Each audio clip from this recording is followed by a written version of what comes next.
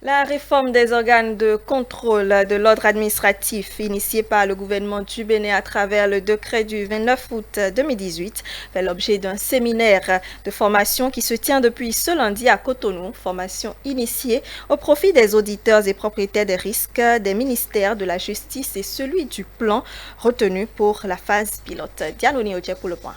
Depuis le 6 avril 2016, le gouvernement du président Patrice Talon a engagé des réformes courageuses qui visent à promouvoir la bonne gouvernance dans le secteur public. C'est dans ce cadre que le 29 août 2018, une réforme profonde a consacré la réorganisation du système de contrôle interne des ministères et le renforcement des organes d'audit interne. À cet effet, deux organes notamment, le comité ministériel de maîtrise des risques et le comité ministériel d'audit interne, ont été créés pour accompagner le déficit de contrôle interne et de gestion des risques au niveau de tous les ministères. L'outil de travail de tous ces deux organes, c'est la cartographie des risques, c'est-à-dire un répertoire qui présente les missions et tous les événements qui peuvent empêcher la réalisation de ces missions, de ces activités qui sont assignées à chaque responsable à son niveau de travail et présenter les mesures qui doivent être envisagées pour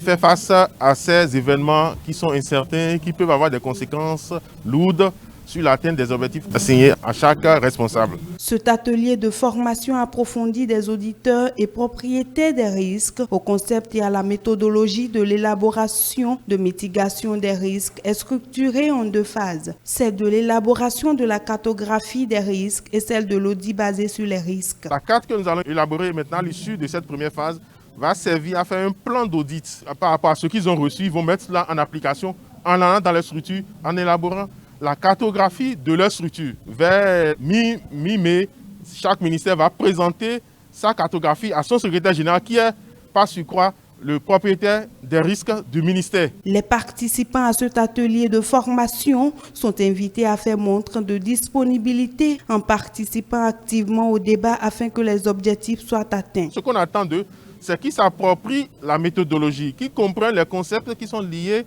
à l'élaboration de la cartographie, à la gestion des risques et pouvoir l'utiliser au quotidien dans tout ce qu'ils font en réalité. Parce que de façon générale, tout le monde gère des risques. La cartographie, c'est une photographie de l'instant.